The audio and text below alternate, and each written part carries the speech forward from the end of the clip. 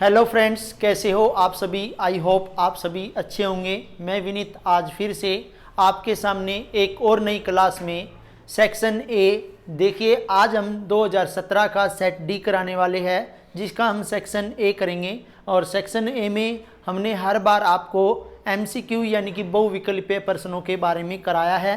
देखिए, आज के इस सेट के अंदर हमें क्या करना है।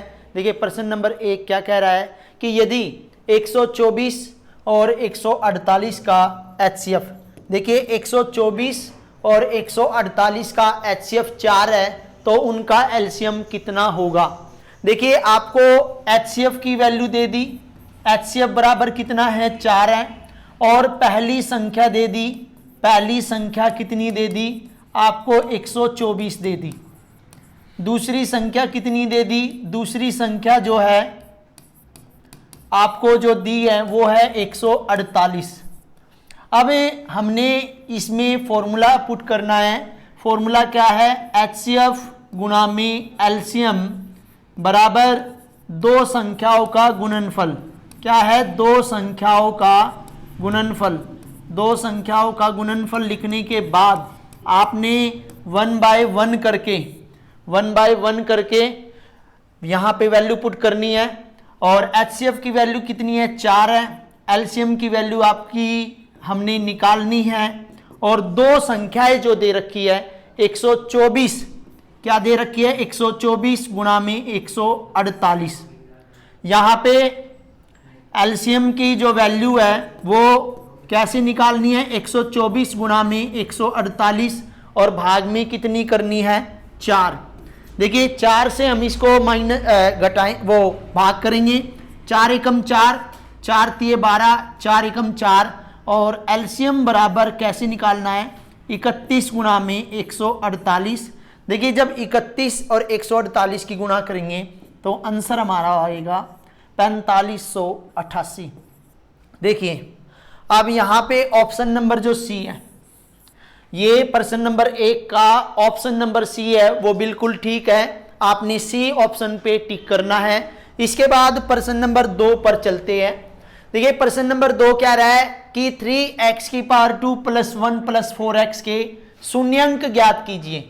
देखिए, यहाँ पे सबसे पहले तो हमें इसको बिल्कुल ठीक लिखना है, क्योंकि ये जो 4x है वो तो आएगा पहले और +1 जो है वो आएगा बाद में। अब हमें इसको सोल्व करना है। कैसे, इसमें आपके सोल्व करने पर शून्यांक निकलेंगे और कौन से, यहाँ पे आपको 4 ऑप्शन दे रखे हैं और चारों ऑप्शनों में से कोई एक आंसर आपका है। तो क्या करेंगे, पहले वाले की गुणा आपने किससे करनी है, लास्ट वाले से। 3 आंसर आया और 3 के करने टुकड़े। टुकड़े क्यों करने हैं, टुकड़े इसलिए करने हैं क्योंकि 4 आना चाहिए। देखिए, 1 के पारे में ये कितने पे आएगा, 3 पे, और 2 के पारे में 3 आता नहीं है, और 3 के पारे में ये आता है 1 पे, 3 एकम 3।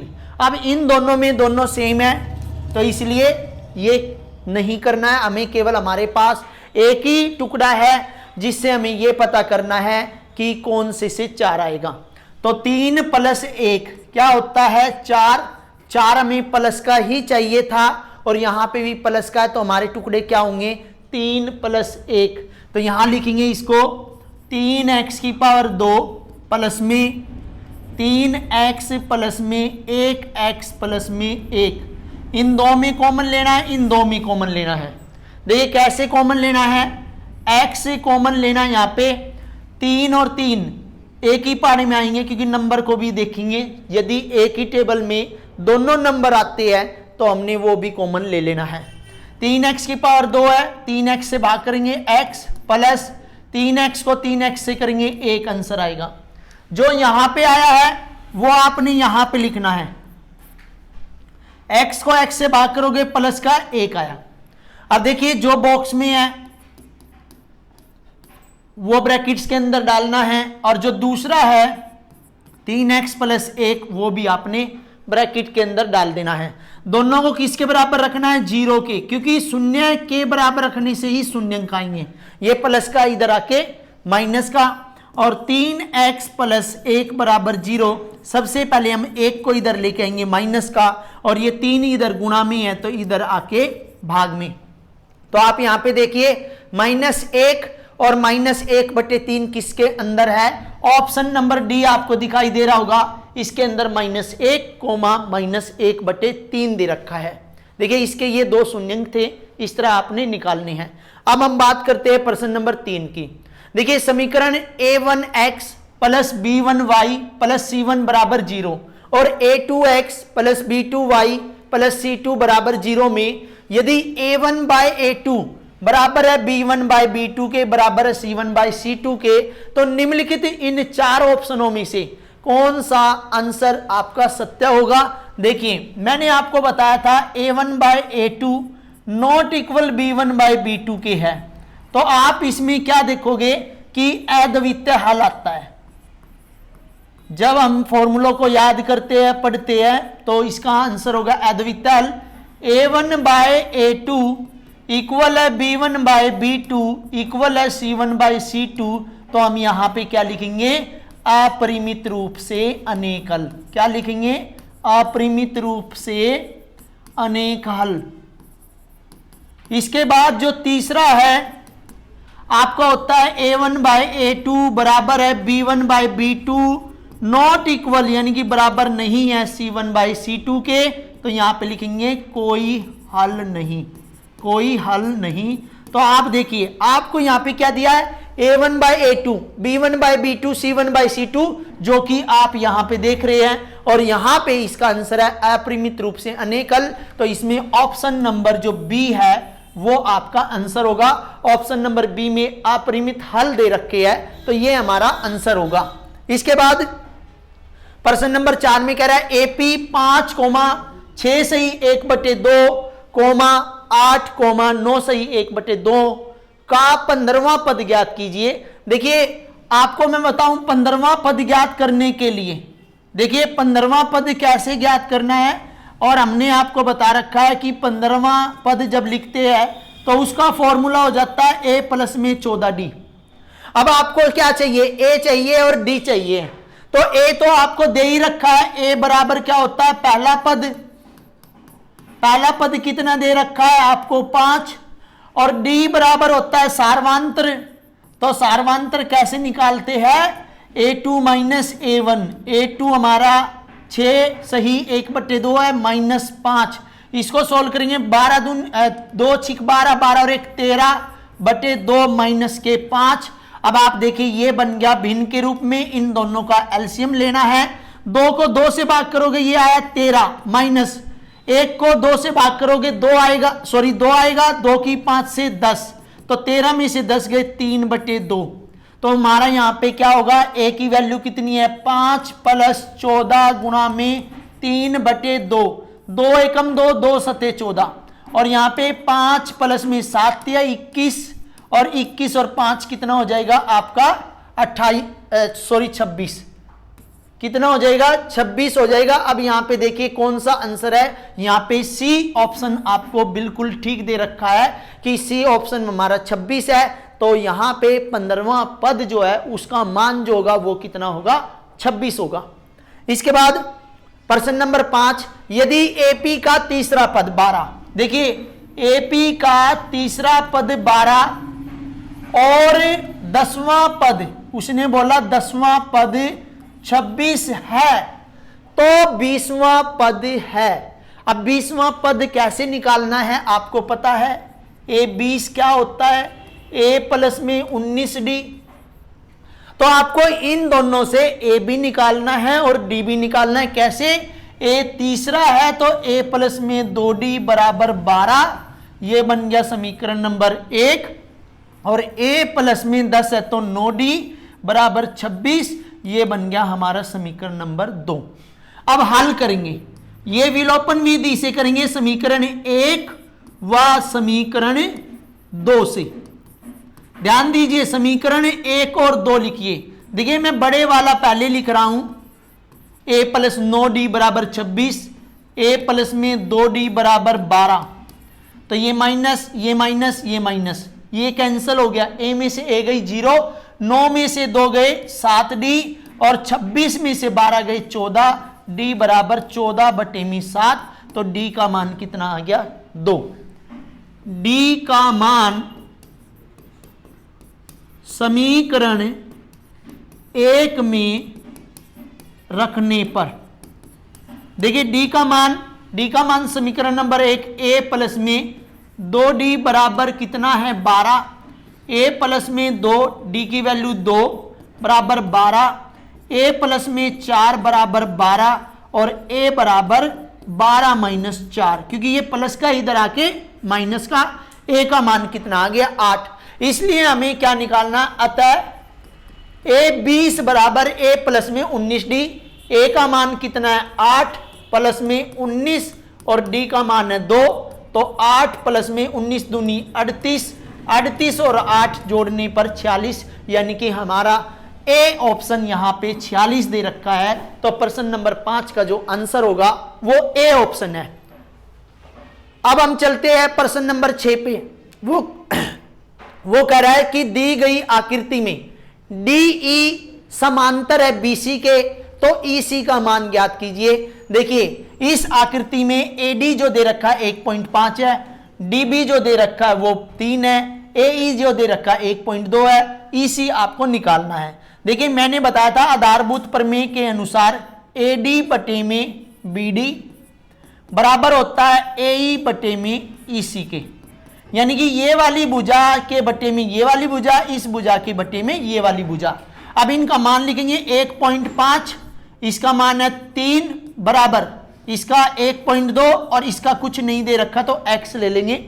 देखिए क्रॉस मल्टीप्लाई करेंगे 1.5 बराबर 1.2 गुणा में 3। देखिए ये 1.5 जो है इधर जो गुणा में है भाग में जाएगा, तो x बराबर 1.2 गुणा में 3 और 1.5, पॉइंट से पॉइंट कैंसिल हो जाएगा। अब ये आया 3 एकम 3 पंजे 15। अब आप देखिए 5 से ये कटेगा, 5 से और ये 12 बटे में 5 है, तो क्या ये कट रहा, आपस में नहीं कट रहा, तो इसको भाग देंगे 5 दूनी 10, यहां पे बचा 2 मिलके 0 लगाएंगे तो पॉइंट लग गया 2 पंजे 20, यानी कि हमारा यहां पे कितना, सॉरी 5 चौके 20, तो यहां पे हमारा कितना आ जाएगा 2.4। तो यहां पे हमारा आंसर जो होगा ऑप्शन नंबर सी होगा कि 2.4 सेंटीमीटर इसका आंसर होगा। जैसे सिंपल भाषा में ये 1.5 यानी कि 1.5 है तो ये 3 हुआ, तो ये 1.2 है तो ये कितना हो जाएगा 2.4। इस तरह आप मुंहजबानी भी इसको कर सकते हो। प्रश्न नंबर 7 की तरफ देखिए, ये बहुत ही इंपॉर्टेंट है कि दो समरूप त्रिभुजों का क्षेत्रफल का अनुपात। देखिए क्षेत्रफलों का अनुपात आपको दे रखा है, क्षेत्रफलों का अनुपात ये दे दिया आपको 5:3। तो वो कह रहा है उसकी संगत भुजाओं का अनुपात ज्ञात कीजिए, कि संगत भुजाओं का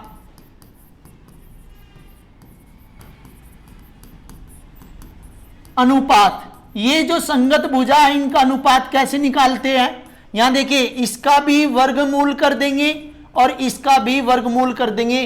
क्या इन दोनों का वर्गमूल टूट रहा है, नहीं टूट रहा है, तो इसलिए इसका ऑप्शन नंबर सी, देखिए ये ऑप्शन नंबर सी बिल्कुल ठीक आंसर है, क्योंकि क्षेत्रफल यदि दिया है तो भुजा निकालने के लिए उनका वर्गमूल तोड़ते हैं, और यदि आपको भुजाएं दे रखी है तो उनका क्षेत्रफल करने के लिए वर्ग करना पड़ता है, भुजा का वर्ग करना पड़ता है। अब देखिए प्रश्न नंबर 8 कि एक बिंदु ए से, देखिए एक बिंदु ए से वृत्त के केंद्र से, एक बिंदु ए से वृत्त का केंद्र ये है भाई ओ, वो जो केंद्र से 5 सेंटीमीटर दूरी पर है, और वृत्त की स्पर्श रेखा जो ये मैंने बनाई है स्पर्श रेखा, ये स्पर्श रेखा है भाई ये 4 सेंटीमीटर है।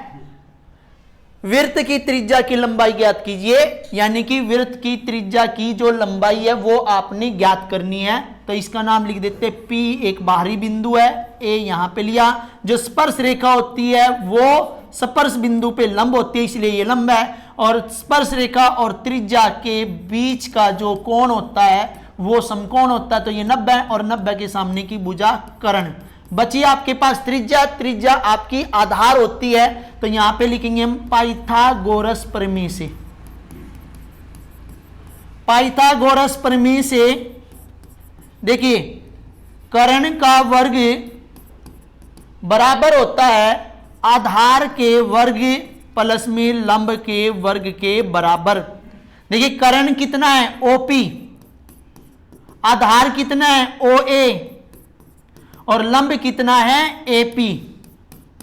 अब वैल्यू पुट करेंगे, ओपी की वैल्यू दे रखी 5 का वर्ग, ओए आपको निकालना है, एपी की वैल्यू जो दे रखी है वो 4 का वर्ग है, 5 गुना 5 25, ओ ए का वर्ग बराबर में 4 गुना 4 16। इस 16 को इधर लेके आएंगे, ये आया माइनस का ओ ए का स्क्वायर और 25 में से 16 गए 9, ओ ए स्क्वायर और स्क्वायर हटाएंगे क्या लगेगा भैया स्क्वायर रूट लगेगा और स्क्वायर रूट को सोल्व करेंगे तो 9 किस में टूट जाएगा 3 में। कैसे 9 3 से जाएगा, 3 से 1, इन दोनों में से 1 लेना है। देखिए प्रश्न नंबर 8 का जो आंसर है 3 सेंटीमीटर है जो कि ऑप्शन नंबर ए आपको दे रखा है। इसके बाद प्रश्न नंबर 9 कि वृत्त के अंदर स्थित किसी बिंदु से वृत्त पर खींची गई स्पर्श रेखाओं की संख्या कितनी है। देखिए वृत्त के अंदर से कोई भी स्पर्श रेखा नहीं खींची जाती तो ऑप्शन नंबर डी 0, यानी एक भी स्पर्श रेखा वृत्त के अंदर से नहीं खींची जाती क्योंकि बाहरी बिंदु से वृत्त पर एक स्पर्श रेखा खींची जा सकती है, एक बिंदु से 2 स्पर्श रेखाएं खींची जाएगी और एक वृत्त पर अपरिमित रूप से अनेक स्पर्श रेखाएं होती हैं। प्रश्न नंबर 10 देखिए, प्रश्न नंबर 10 में बिंदु 3,4 की मूल बिंदु से दूरी, देखिए 3,4 की मूल बिंदु से दूरी। देखिए मैंने आपको 2 तरीके से करा रखा है, एक तो आपका आएगा एक्स स्क्वायर प्लस में वाई स्क्वायर, यानी कि जो आपको दे रखा है 3 का स्क्वायर प्लस में 4 का स्क्वायर। अब सोल्व करेंगे 3 3 9, 4 चौके 16 और ये आया आपका 25, 16 और 9 25 और इसको तोड़ने पर 5 आया। तो ऑप्शन नंबर सी आपका आंसर है। लेकिन यदि आप चाहो तो मैंने बता रखा है मूल बिंदु की जो वैल्यू होती है जिसको हम ए से डिनोट कर रहे हैं 0,0 और दूसरा जो है बी से डिनोट कर रहे हैं 3,4, तो हम इसको सोल्व करेंगे x1 y1 और इसको x2 और y2 से। तो फॉर्मूला हमने पता है दूरी का कि AB बराबर वर्गमूल x2 माइनस x1 का whole square plus y2 minus y1 का होल स्क्वायर। यहां पे वैल्यू पुट करेंगे 3, x2 की वैल्यू 3 माइनस x1 की 0, ऐसे ही y2 की 4 माइनस y1 की 0। अब यहां देखिए 3 का वर्ग सेम आ गया, 4 का वर्ग क्योंकि 3 में से 0 गई 3, 4 में से 4 गए 4, तो यहां पे आया 3 3 9 प्लस में 4 गुना में 4 16 और तोड़ने पर आया 25, यानी कि वर्गमूल आएगा और ए बी की जो वैल्यू होगी वो कितनी हो जाएगी 5 सेंटीमीटर। कैसे 25 का जब हम वर्गमूल तोड़ते हैं तो ये जोड़ा बनाता है किसका 5 का, इसलिए हमारा ऑप्शन नंबर सी इसका आंसर है। अब बात करते हैं प्रश्न नंबर 11 की। ये कह रहा है 2,3 माइनस 1,0 और 2,4 को मिलाने से बनने वाले त्रिभुज का क्षेत्रफल ज्ञात कीजिए। तो इनकी हम वैल्यू लिख देते हैं, ये हमारी x1 है, ये y1 है, ये x2 है, ये y2 है, ये x3 है और ये y3 है। तो हमें क्या करना है, हमें त्रिभुज इसका नाम ले लेते A, इसका नाम ले लेते B और इसका नाम ले लेते C। तो A B C का क्षेत्रफल, तो फॉर्मूला तो आपको पता है 1/2 x1 y2 minus y3 x2 y3 minus y1 plus x3 y1 minus y2। अब हम इसमें वैल्यू पुट करेंगे और कैसे, देखिए 1/2 x1 की वैल्यू आपकी 2 है, y2 की 0 माइनस y3 4 प्लस x2 की आपकी है -1, y3 की 4 माइनस में 3 प्लस x3 की जो है 2 और यहाँ पे y1 कितना आपका 3 और y2 आपका है 0। तो इसको सोल्व करेंगे, 1/2, पहले अंदर सोल्व कर लेते, -4, माइनस का 1, 4 में से 3 गया 1, प्लस 2 और यहां पे 3 में से 0 गए 3। अब देखिए 1/2, 4 दूनी माइनस के 8, माइनस का 1, 2 तिया 6। अब देखो 1/2 माइनस के 9 प्लस में 6, सोल्व कीजिए, 1/2 गुणा में माइनस के 3, तो आंसर कितना आएगा -1.5। तो यहाँ पे देखिए -1.5 इसका आंसर दे रखा है। तो यहाँ पे ये जो है ये आपको जो दे रखा है -1.5 दे रखा है। तो या तो यदि हम इसको b को 10.5 माने तो इसका आंसर होगा इनमें से कोई नहीं, और यदि हमारा ऑप्शन बी यदि -1.5 होता तो ऑप्शन बी इसका बिल्कुल ठीक आंसर है। ये त्रिभुज का क्षेत्रफल है। अब इनमें बात करते हैं हम प्रश्न नंबर 12 की, कि कोट ए बराबर है 7/24, तो साइन ए कितना होगा। देखिए साइन का फॉर्मूला होता है लंब बटे में कर्ण, और ऐसे ही हमें ये कैसे पता चलेगा कि 7 क्या है 24 क्या है, तो कोट होता है आधार बटे में लंब। तो आधार हमारा 7 है, लंब हमारा 24 है। तो यहां पे हम करेंगे पाइथागोरस प्रमेय से, क्या करना है, पाइथागोरस प्रमेय से कर्ण का वर्ग बराबर में आधार का वर्ग प्लस में लंब का वर्ग। देखिए कर्ण हमने निकालना है, आधार कितना है 7 का वर्ग, लंब कितना है 24 का वर्ग, और 7 गुणा 7 कितना होता है 49, 24 गुणा 24 576, दोनों को जोड़ने पर पता चला 625। अब ये क्या है, कर्ण का वर्ग है। यदि हमें कर्ण के वर्ग में से वर्ग हटाते हैं तो इस पे लग जाएगा वर्गमूल, क्योंकि हमें कर्ण का वर्ग आंसर नहीं चाहिए, कर्ण चाहिए। तो यहां पे इसको सोल्व करेंगे, आएगा 25। क्यों, क्योंकि 625 के जब हम टुकड़े करते हैं तो ये 125 में टूटता है, 5 से ये 25 में टूटता है, 5 से ये 5 पे, 5 एकम 5, तो जोड़े में से और इस जोड़े में से 1 लेना, तो 25 आंसर। अब हमें यहाँ पे लंब चाहिए, लंब हमारा कितना है 24 है, और कर्ण हमने हाल ही में निकाला, कर्ण की वैल्यू 25 है, तो हमारा आंसर साइन ए की वैल्यू है 24/25। तो यहाँ पे देखिए ऑप्शन नंबर बी। देखिए इसके अंदर हमारे 16 MCQ है, तो यहाँ पे हम 12 तक पहुंच लिए। इसके बाद हम 13वें की बात करते हैं कि 3 sine theta 3 sine 30 degree -4 sine cube 30 degree, इसका मान कितना होगा। देखिए 3 गुणा में साइन 30 की होती है 1/2 -4, और इसका होता है 1/2, इसकी पावर आपकी होगी 3। सॉल्व करेंगे 3 एकम 3/2 -4 गुणा में 1 में 2 की पावर 3 का मतलब है 8, तो 4 से ही कट गया 2 पे, तो ये आया 3/2। देखिए भाई 3/2 -1/2, दोनों का एलसीएम नीचे सेम है तो ऊपर भी सेम आएगा। कैसे, 2 को 2 से भाग 1, 21 में -2 को 2 से भाग 1, तो यहाँ पे आया आपका 3 में से 1 गया 2, तो 2/2 कटने पर 1 आया। तो इनमें से साइन 60 की वैल्यू मैं आपको बताता हूँ, √3/2 होती है, साइन 90 की वैल्यू 1 होती है, और ये 0 जो है 0 है, 0 तो हमारा आंसर है ही नहीं, इनमें से कोई है ही नहीं, तो हमारा आंसर है 1।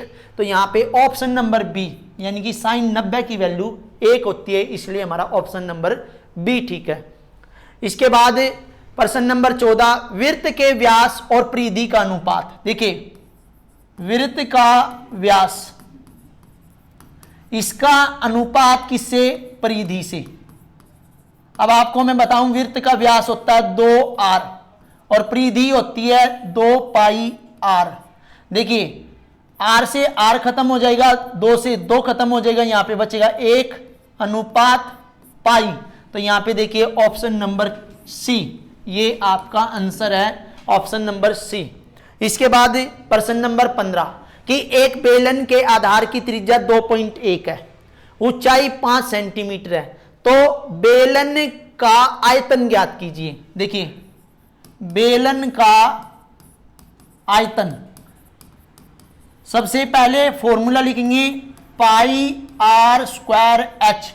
एक चीज और, आंसर हमारा पाई में है तो पाई का मान नहीं रखेंगे, तो पाई आर कितना है 2.1, 2.1 गुणा में एच हमारा कितना है, एच की वैल्यू यहां पे हम सोल्व करेंगे। एच की